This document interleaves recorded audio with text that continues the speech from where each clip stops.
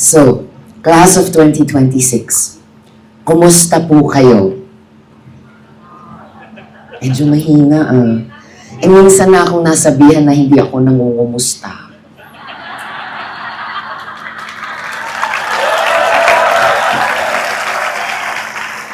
Kayo ulitin ko, graduates, kumusta po kayo? Okay, great. Mabuti. Ako naman po paos dahil sa pabago-bagong panahon dito sa ating iniibig na bayan. Pero basta okay lang kayo, okay tayo. Today, before I speak about the future, I want us to honor the road that brought you here. Look around you. Look at your classmates. Look at your teachers. And most of all, look at your families. Ang inyong mga magulang, guardians, lolo't lola, and everyone who helped bring you here. Palakpakan din natin sila.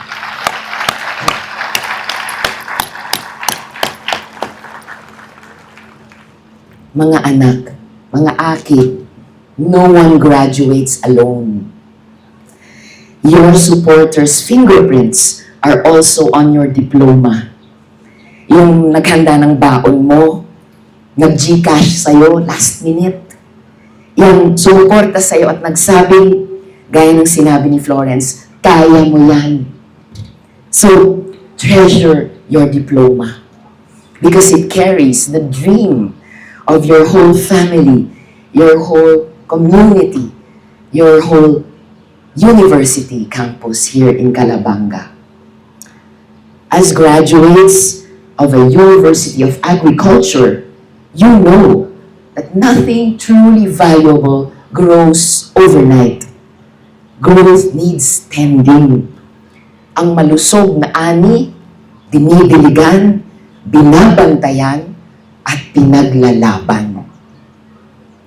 Ganyan din ang paghubog ninyo sa inyong sarili. You showed up to school.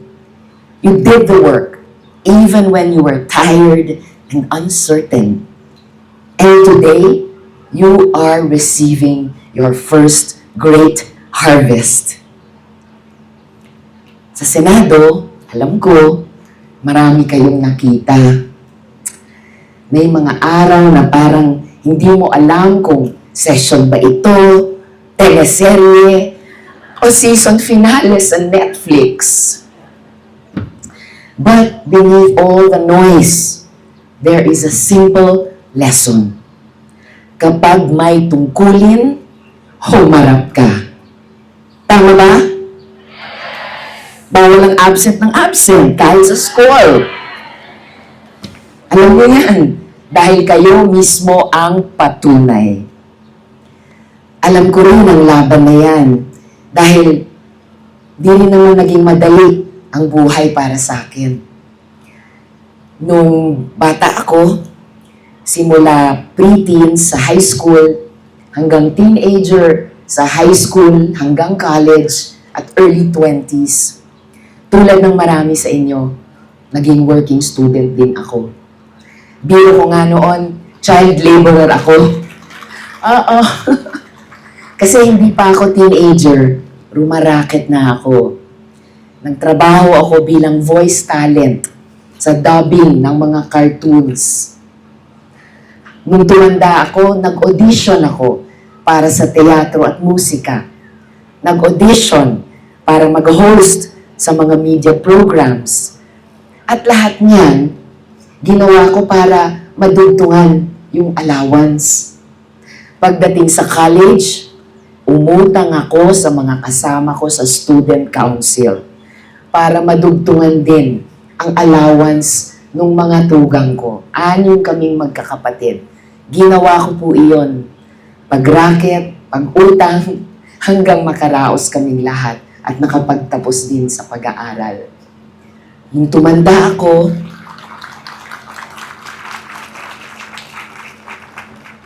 nag-asawa ako sa isang Uragon. Iyon po, na ang papa niya, taga Bakakay, Albay, at ang mama niya, taga rito rin sa Camarines Sur, taga Lerma sa Naga City. Nagkaroon kami ng 4 na anak. Yung mga pangalan na binanggit ni Dr. Dolioso kanina. Pero sa isang iglap, bigla nga ako naging solo mom. Nabiyuda.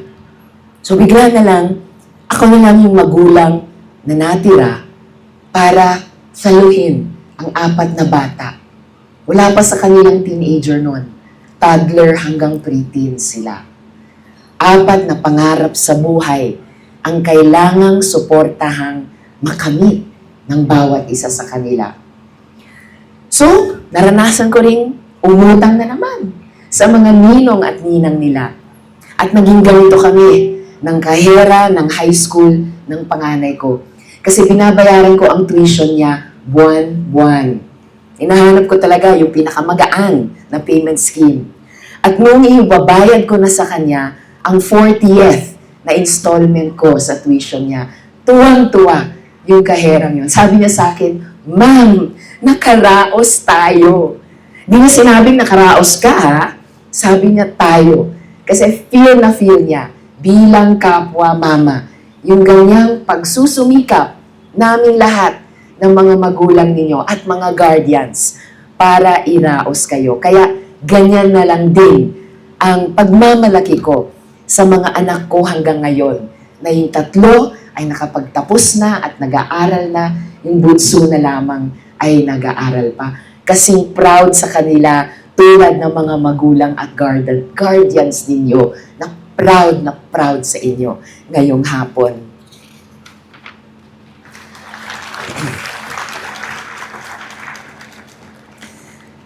So my dear graduates, let me tell you, gaya ng sinabi din ni Florence kanina, the world will be brutal. So, some people around you will need extra care. Kaya, habang nagsisimula kayo ng bagong yugto ng buhay, alagaan pa rin ninyo ang isa't isa. Ngayong linggo, nadulog ang mga puso natin sa balita ng pamamaril sa isang paaralan sa Tacloban. Magkakaroon ng investigasyon tungkol dyan sa Committee on Women sa July 1. Malinaw na paalala rin ito, my dear young friends. Check on your friends. Not only when something has already gone wrong. Check on them even while things look normal. And don't forget to check on yourself too. Hindi kahinaan o kaartehan ang humingi ng tulong. Isa ako sa mga nagtulak ng mental health law dahil naniniwala ako na ang kalusugan ng isip at kalooban ay bahagi ng kalusugan ng tao. Pero ang batas, simula lang yan ng biyahe. Kailangan pa rin itong maramdaman sa schools, sa barangay, sa health centers, sa pamilya at sa barkada.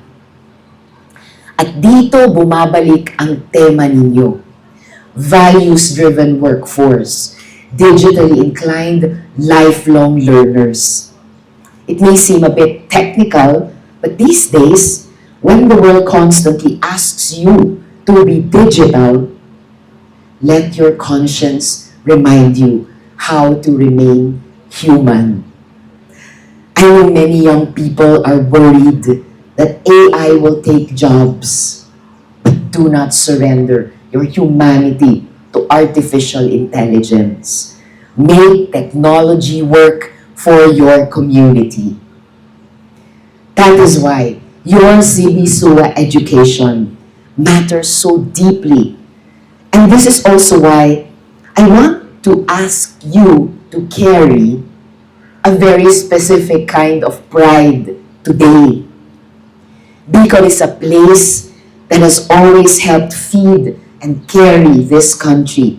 Bicol is a place of courage. And most of all, Bicol knows how to stand back up after every storm, literally and figuratively.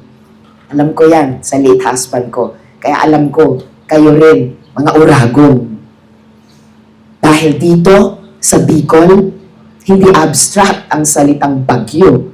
Year after year, storms pass through Bicol. And year after year, Bicolanos find the strength to plant, build, and hope again.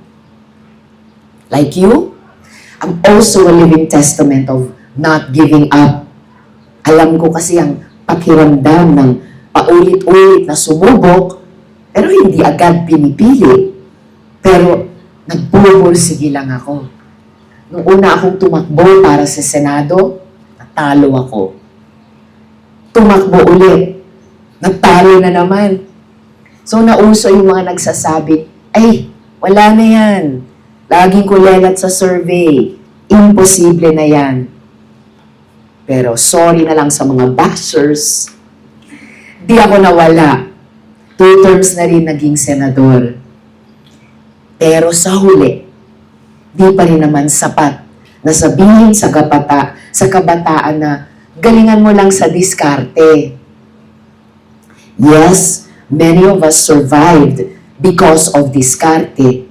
Pero ang diskarte ay hindi dapat kapalit ng katarungan.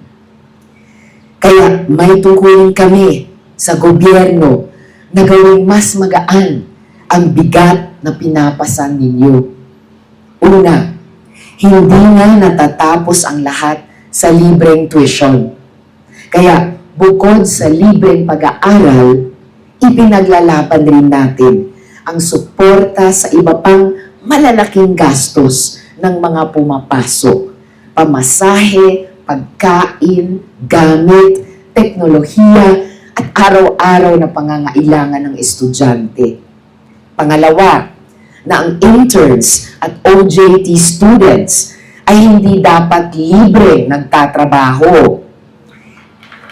Yan, hindi ba? Hindi dapat nagsisimula ang kabataan sa mababang sahod at walang benepisyo. At pangatlo, i-update ang mga proteksyon para sa bagong mundo ng paggawa. Maraming kabataan ngayon, tulad ko noon, tulad ninyo, kamakailan lamang, ay rumaraket. At sa panahon ng AI, deepfakes, grooming, at online harassment, hindi pwedeng niluluma ang ating mga batas. Pero mga anak, habang ipinaglalaban natin ang sistemang mas makatarungan, may isang bagay din akong hihilingin sa inyo. Huwag kayong maging manhid. Do not get used to lies. Any kind of lies. The first kind, the second kind, the third kind of lies. Just because they are repeated many times. Do not get used to corruption just because it has abusive protectors. Do not get used to cruelty just because it trends online. Class of 2026, be proud that you are CB SUA graduates.